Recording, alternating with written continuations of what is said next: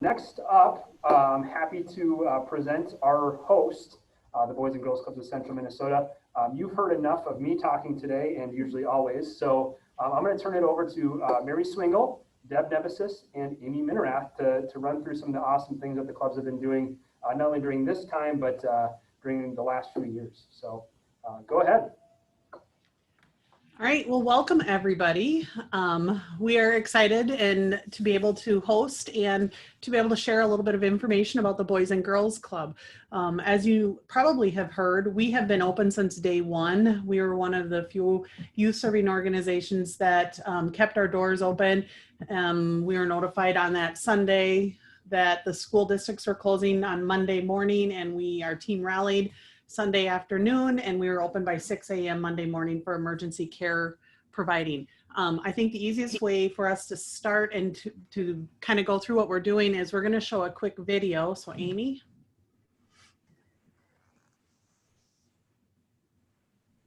Can everybody see the screen? Yes. Excellent. Here we go. Since 1974, Boys and Girls Clubs of Central Minnesota has always been about coming together. We've been here to support the families of our community and to do whatever it takes to give every kid a chance at a great future. Now we're facing an unprecedented challenge, and while we may not all be able to come together in the same way that we're used to, in many ways, we are coming together like never before.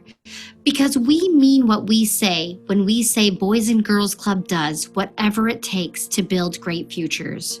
When the coronavirus hit our home state and Governor Walz announced the statewide closure of schools, we partnered with our local school districts to launch Boys and Girls Club's Emergency Services Childcare Program.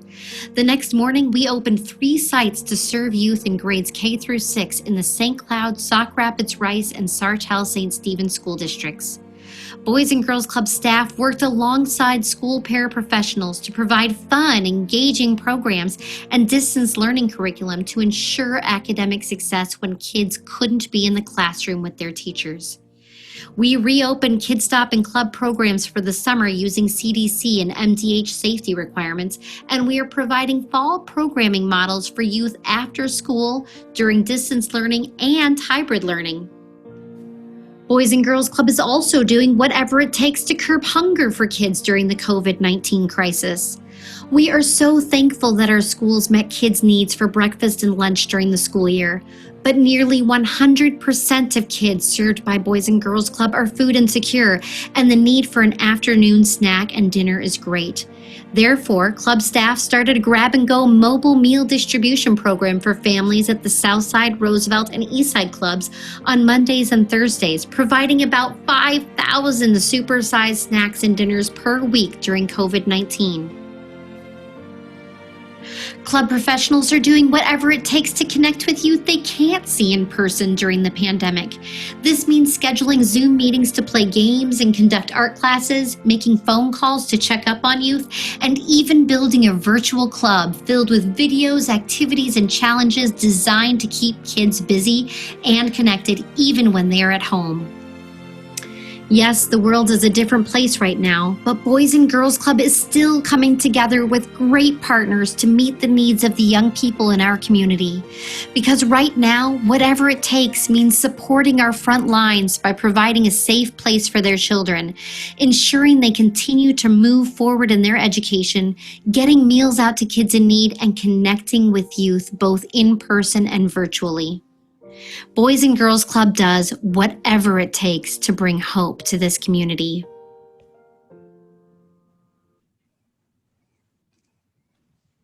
All right.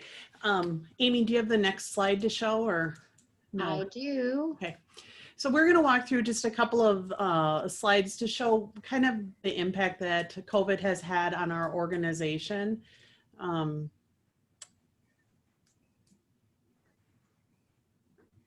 All right, thanks, Amy. So you can see when we started off pre-COVID, we had 4 different clubs, three actual brick and mortar clubs, and then an after-school program. We had 14 Kid Stop programs pre-COVID. When the pandemic first hit and the schools closed down, we were forced to close everything down except for 3 different emergency care programs. So we ran one out of the Sartell, one out of the Sauk Rapids, and one out of our St. Cloud school districts. In the summer, so June 1st, we were really excited to be able to open our clubs back up and to start opening up our kids stop before and after school and summer programs. So in June, we were able to open up all 3 clubs as well as 10 of our school-based programs. Starting in September, this has been a whole crazy, as Adam can speak about, world that we're living in. We are very excited to have all 4 clubs, so our 3 brick and mortar clubs up and running, as well as our middle school program that we run out of the Sauk Rapids School District, as well as 12 of our after school, before and after school programs that are run in the schools. Some of the things that are a little bit different about our programs now during the school year is we are, as we say, we're committed to doing whatever it takes, and that is very true. So when the schools are in hybrid model, we are offering programming for kids so they can still attend either a kid stop or an actual club to get programming during the day and support during their hybrid program. When they are in school, we have the before and after school program, and if they go to fully distant model, we provide programming for that as well. The Sauk Rapids and the St. Cloud school districts do not have those space to allow or to function and offer those programs. So we are using our space in addition to what we do with our club programming to be able to support those youth. So we're really partnering very closely with the school districts to be able to meet all of the needs of our community youth, family, and family members, including the new updated free childcare program. You can see before COVID, we were serving about 6,000 families, and now we're down to just under 1,300 families or individual members, I'm sorry, individual members. We dropped from an ADA of every day serving over 1,600 youth to now just over 750 youth per day. And so there's a variety of reasons that factor into that, including the amount of space and everybody's programs. I mean, some people, their parents are working or at home or not working. So there's just a lot of different pieces that factor into that. One of the things that you'll notice is the number of meals that we've served. Prior to the pandemic, we were serving approximately 10,500 meals every month. Now we are serving, and we will continue to serve, over 20,000 meals. And this is in addition to what Adam spoke about with the free breakfast and lunch program that the schools offer. So many of our families, they get that, but they also were always dependent upon us, the Boys and Girls Club, for their dinners every night. So through that, we're able to continue offering dinner and an evening snack to our families. We've actually been able to expand that, and we can talk about that in a second too, and doing the weekend food program. So families, there is no reason that our youth would go hungry at all. So a wonderful partnership with our schools to enhance the program that they are already serving. You can see our employment, we really dropped immediately. That was pretty painful. And then we've been building our staffing back up. So we're almost back to our staffing numbers that we had pre-COVID. The challenge with that, you can see in the last line, is it's increasing the cost per youth that we serve. And there are a variety of reasons on that. It's because of, as you know, the youth to staff ratio has been changed in a variety of different pieces. In order to serve all of our youth, we need to have additional staff to be able to meet their needs. Amy, can you go to the next slide? So you can kind of see some of the programs. In Sartell, we are running 3 different programs. We have a before and after school program, the K through 2, in school, before and after. And then when they go to distant learning in Sartell, we will be doing all of their distant childcare, as well as their free childcare when they go distant, if they have to go distant. For Sauk Rapids, again, very similar. We're running the K through 5 programs Monday through Friday in school when they're there. The 2nd through 6th grade, if they go hybrid, we are using our East Side Club to support those grades.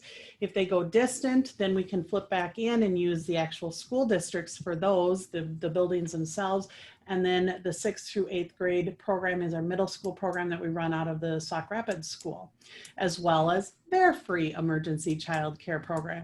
And then in St. Cloud, we have 7 different sites running before and after school program. We've got the K through 2nd grade in person, which is Monday through Thursday. We've got a K through 6th all day program for Fridays, because St. Cloud has a Friday where nobody is in school. We're offering their hybrid bread program during the day support in our Roosevelt and our Southside Club, in addition to their free emergency child care. So we have all of those pieces going on, as well as AFLOS. Take a look at the next slide. And this is just kind of a quick little overview of things that are going on in addition to all of those different pieces, what's happening in our actual Boys and Girls Club. These are non-Kids Stop programs. So we have some, we are working with the schools closely, communicating with them almost hourly as far as what their needs are and how we can support their needs. We are serving, like the previous slide showed, almost 1,300 kids right now through the Boys and Girls Club. And many of those are the free programming through our clubs or through the state dictated emergency childcare program that the schools have to offer. We are actually offering it for this school because they don't have the space to do it. And then we do have some of the fee-based programs with the Kids Stop. However, many of those kids are actually falling under scholarship programs, so we're supporting those as well. So from a financial standpoint, we are doing everything we possibly can to help our youth in our community that need us most, which helps the parents and our community. And on the bottom, you can see how we're doing the grab and go meal programs, Monday through Friday, as well as the backpack program for the weekends for our youth. And so we just have so many different programs going on right now. It's really fun. It's really exciting. I said I wanted to be an astronaut, and there are some times where I feel like I'm just floating around in space right now, managing all of this. But I'm going to finish up the presentation with another short little video that just kind of talks a little bit about, Amy, do you want to pull that back up? That talks a little bit about some of the emergency childcare and the programs that we've had and the impact that it's had on our community. Amy? Yes, I'm pulling it up right now. Okay. I've got to stop share and reshare. Everybody see the screen? Yes. Fantastic. Here we go.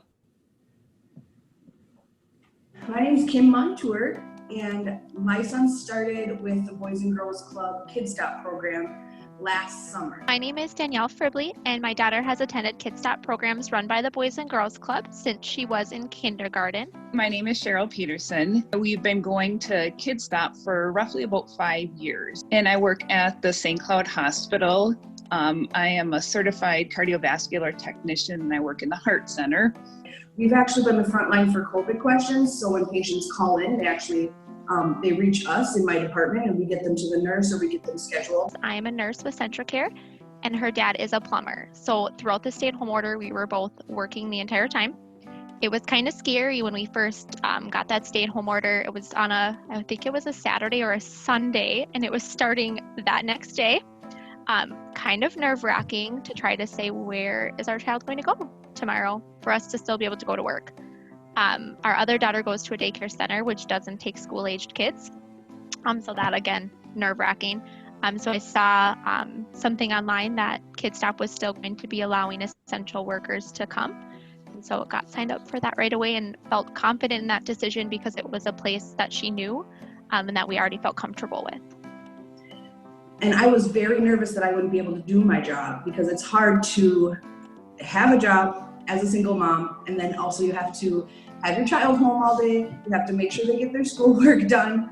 The Boys and Girls Club, they emailed me right away to let me know that I could use their services as a healthcare worker.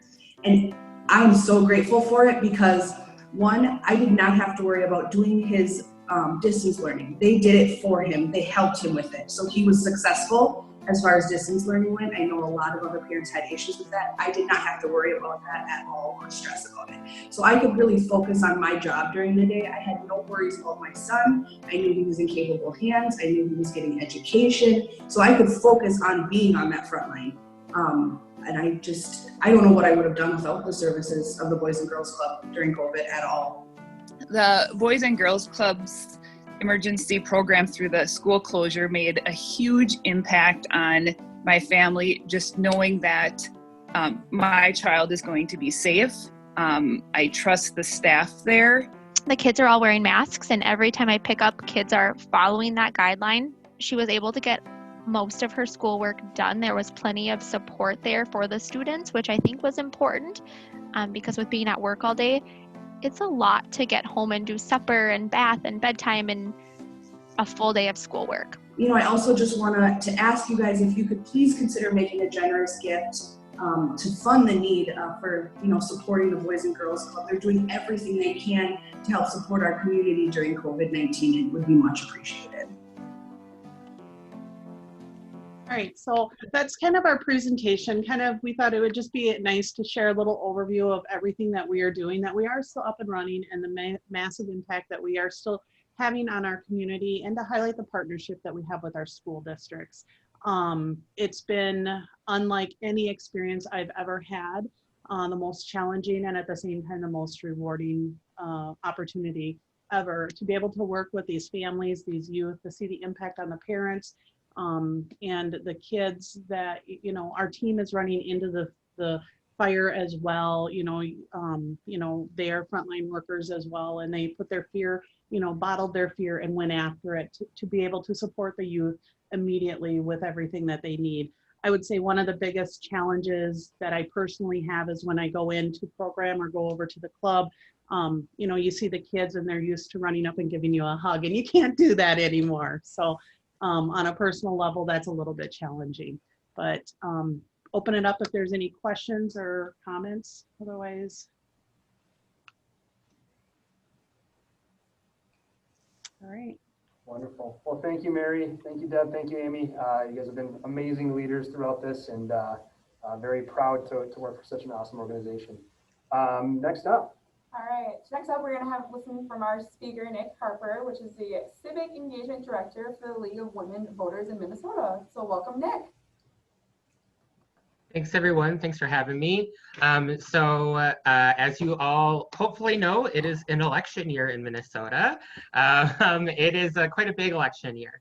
Our mission at the League of Women Voters is to empower voters and defend democracy. And so in this time period of the year is when we're doing a lot of our voter education work, and that's what I'm here today to do, is to point to a couple of resources in case you need more information about voting this year, because it does look very different this year for a lot of folks, and to answer any questions you might have about voting this year and the changes that are up.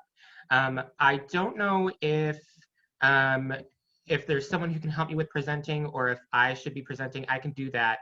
I just wasn't sure how we wanted to do that, but there's a couple of websites I'm going to show. So I think what I'll do is I'll pull it up for folks and show folks on my screen, if that's possible.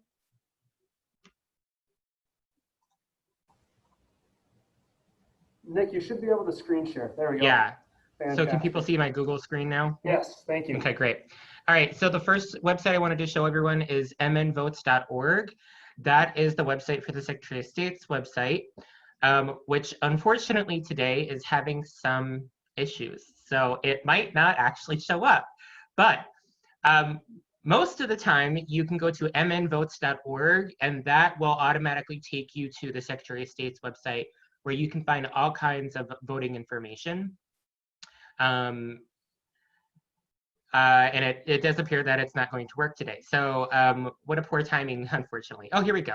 There we go. So it's having some rough times today, but there's all kinds of information about registering to vote, election day voting, other ways to vote, etc. So this is a great place to start. They do have also information in multiple languages, Spanish, Hmong, Somali, and several others. So, so there's lots of information available there. Many of you may know that today is, or this week, this Friday, is the first day of early and absentee voting in Minnesota. So in Minnesota, we are lucky enough to have absentee voting by mail and early voting. So if we don't do all of our voting on the same day in November, a lot of people can vote early. So September 18th is that first day. If you haven't requested your absentee ballot yet, I do recommend that you do that as soon as possible, preferably today, because they will start sending those absentee ballots out to people who have requested them starting Friday. It'll probably take a couple of days to get through them all and a couple of days to get through the mail, so hopefully people will get them by next week, but those ballots will go out starting Friday. And if you've already requested your ballot, or you think you have, but you're not sure, you can always check on the Secretary of State's website using the track your ballot function, which is right here in the front, thankfully. And the track your ballot, you just enter your first name, last name, some identifying information, and it will check for you whether or not you've requested your absentee ballot. And then once you have, it will tell you whether or not your local election office has placed it into the mail. And then once you have filled it out, completed it, and put it back, it will also say whether or not they have received it and whether or not it will be counted, or whether it was rejected and you need to, for some reason, and you need to find an additional way to vote. Either if you've submitted your absentee ballot early enough, you might be able to request another ballot and fix it and do it correctly, or you can go to your in-person location and vote as well. That's another way to do it. So a couple of the other resources that I wanted to show folks today is on our league website, our state league, which is just lwvmn.org. We do have lots of information available, but obviously the big one is how to vote. And we do show people the two different options, because even though a lot of people will be voting by mail absentee this year due to COVID, there is still the option to vote in person. So of course we do still walk people through that process. But I'm going to show you our vote from home page today, because that's how a lot of people are really looking to vote this year due to COVID. One of the benefits of our page is that we are actually staying up to date with all the litigation going on surrounding absentee voting in Minnesota due to COVID, because there have been several cases that have been brought by various organizations to ensure that people have access to the ballot, things like that. So we are actually updating our page hopefully the very next day. So we actually just did an update yesterday. And so we answer some FAQs about voting at the top, and then we actually walk people through every step, which is something slightly different from the Secretary of State's website. The number one thing we heard from voters was that the navigation for the Secretary of State's website was a little difficult. So we've broken it out into steps. Confirm your registration or update it. If you aren't registered, you can get registered. If you need a paper form, that's available. Then you request your absentee ballot, same thing, filling out the form, etc. One thing to note this year is because of the large influx of the number of absentee ballots, we do recommend that you request your form at least 2 weeks before Election Day. And again, if you haven't done it already, please do it as soon as you can. The earlier you request it, the earlier you will receive it, which means more likely that you'll have plenty of time to complete it, return it, and take care of any problems if your ballot is rejected for some reason. And then if voting, of course, we give information about completing your ballot. One thing that is new this year due to COVID is that if you are a registered voter, you will not need a witness when you complete your absentee ballot. Typically, you need a witness when you complete your ballot, but that has been suspended this year because that would be violating the social distancing requirements. So this year you do not need a witness for your ballot unless you are not registered when you request your ballot. If you are not registered to vote when you request your ballot, your local election office will also send you voter registration materials, and you will need a witness to verify your residency when you complete those materials. And that will come in the ballot, in the envelope with your ballot, so you'll know which boat you're in. We also explained to voters that they can get assistance and walking people through the different envelopes, because if you have not voted by mail before, there's actually more envelopes than you might expect, and people get confused on which envelope goes first. So we walk people through that as well. and just returning your ballot. You can return it by mail. We always, our tip is to submit it at least a week before Election Day. It does have to be postmarked on or before Election Day this year. Usually it has to be received on or before Election Day, but this year it just has to be postmarked. And you can also, of course, return your ballot in person or have a friend return it for you. You can only return ballots for up to 3 people. So be sure that you're only helping and dropping off ballots for 3 people. Otherwise, their ballots will be rejected. And you're, of course, welcome to share this. We've got some flyers and social media graphics if you want to share it. So we walk through people every step. Another resource that we offer to folks is vote411.org. This is our national organizations. They have a website that has lots of great information about voting. It walks them through many of the same steps that our Vote From Home page does, but this is a national website, and so it's not as detailed. There is specific Minnesota information if you scroll down and click on the Minnesota button. And so it answers all kinds of questions as well, such as campaign finance information, election dates, eligibility requirements, all kinds of information. So for example, if the Secretary of State's website is down again, or you're looking for more information and you can't find it on the Secretary of State's website, Vote 411 is a really great place to go. And the best part about Vote 411 is if you enter your address, you actually will get personalized information about what's on your ballot. I'm going to enter an address in Minneapolis, just because that's where I live.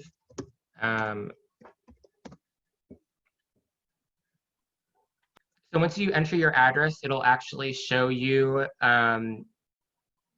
that information, and it will show you your polling locator. So this is, if you are going to vote in person, it does link to the poll finder from the Secretary of State's website, which again might not show up. But in addition to that, there also is a calendar of upcoming debates and forums that our local league chapters are holding. So they are doing lots of Zoom forums or socially distanced forums, and so those are available. And the information is on this calendar here. And we also have, so lots of great information there. And the most important piece is to find what's on your ballot. So it's not up and running quite yet because we haven't published it. That's what this little box is. But you'll enter your race information or your address, and it will show you every single race on your ballot, every single candidate on that race that will appear on your ballot. It will also include information that the candidates have included on their filing affidavit. So their website, for example, if they have a campaign website. And then candidates will be invited to participate and answer specific questions about their platform and policy issues. We have designed the questions to be based off of issues that polling shows are the most important issues for voters. So we've designed it with the voter in mind and to be, of course, nonpartisan. So we're hoping that we're going to get lots of participation. We did get pretty good participation during the primary. We are hoping to do every single race in Minnesota, everything from US Senator down through school board, hospital district board, soil and water board, every single race, which is a lot, but we're hoping to do it. And so we're going to get this published hopefully by Friday. And candidates will be invited to participate and respond to those questions so that voters can learn about the candidates. Because it turns out that one of the reasons people don't vote is not that they don't know how to vote, it's that they don't feel qualified to vote because they don't feel like they know enough about the candidates. And so this is our way to kind of solve that problem, is to help get information about candidates in front of voters. We are partnering with NPR as well as Forum Communications Company. Forum Communications Company, if you don't know them, is a newspaper organization in Minnesota. They own and have multiple local newspaper affiliates throughout Minnesota. They also will be displaying a version of this voter guide on and distributing through their website. So that's another opportunity where you'll be able to find that information. So that's just some of the places where you can find information. And of course, if you have questions, I'm happy to answer those right now. Or you can always contact us, give us a call at the office, or email us. We're always happy to answer questions about voting. And especially this year, what's going to look a little bit different for a lot of folks. Awesome. Thank you, Nick. Any questions, comments, concerns? Wonderful. That was some wonderful, wonderful information, very relevant, obviously, to our current time. So we can't thank you enough for volunteering your time to come and speak to us. Next up, we have announcements and testimonials. If we could please ask you to raise your virtual hand so that we can make sure we get through everybody. But yeah, if you want to start throwing it up, we will start calling on you.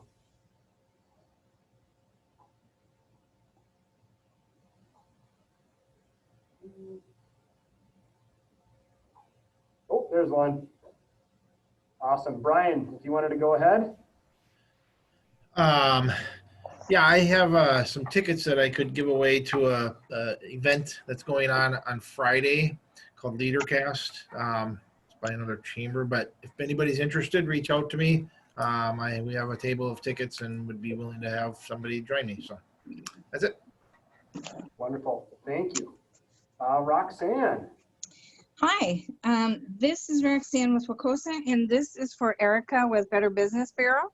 I had reached out to her last night, sent her a text message with a question for a friend of mine, and I don't know, it was 9 o'clock, 10 o'clock or something, and she responded back. And I was like, oh my gosh, you know, what are you doing responding this late at night? It's like, I didn't intend for that. But I think it just speaks to her dedication that she has for helping people problem solve issues. So thank you, Erica. Thank you. Awesome. Thank you, Erica. Anybody else? Easy announcements and testimonials today. Thanks, everybody. All right, so next we are going to do door prizes. Thanks to the Boys and Girls Club for these awesome prizes, and then we will spin the wheel. So go for it. No, you know better than I do. You will. We have an awesome coffee mug because we've been running on coffee the last few months. We have a briefcase type of bag, and then we also have a nice reusable shopping type of bag, tote. So these decorate my house everywhere, and we use them all the time. So you'll enjoy them. So we'll go for the mug first.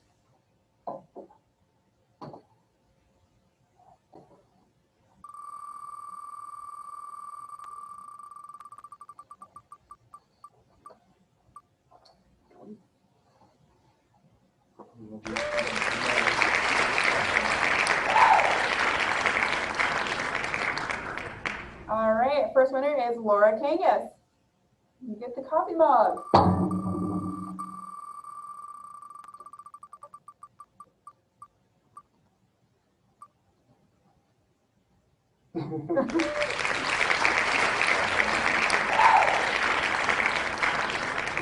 Deb, unless you want me to bring this back to the office for you, I think we'll respin it. You feel free to do so. I've already got it.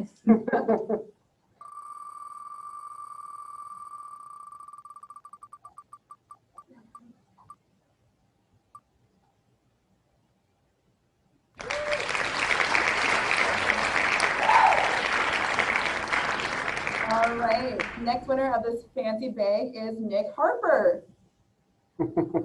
Congratulations, Nick.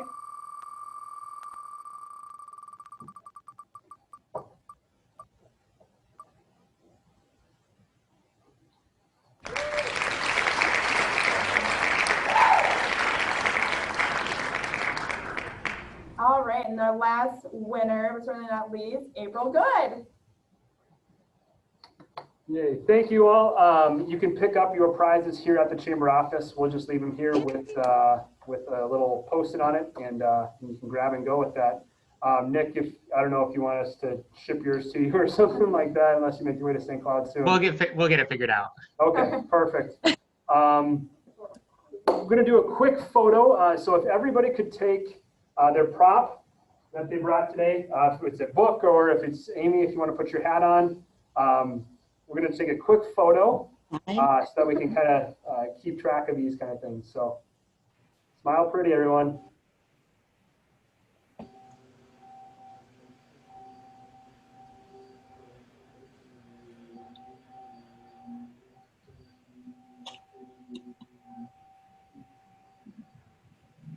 Multiple angles. All right. Thank you so very much. Thank you to the Boys and Girls Clubs for hosting and their leadership in our community. Thank you, Nick, for your information today. Last bag. Next month, we have Anna Marie's hosting. Kaylee will tell us about that. Yeah, so we're gonna be hosting next month for Man Race Alliance. We're gonna keep up with the theme. So next month in October is Domestic Violence Awareness Month. So we're gonna ask all of you to wear purple in support of that. And then our speaker will be Laura from the VA talking about suicide prevention. Awesome.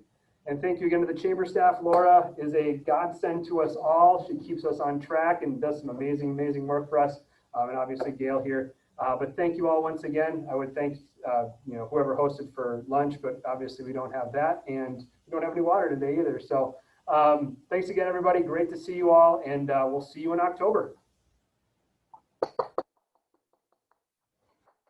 Yay.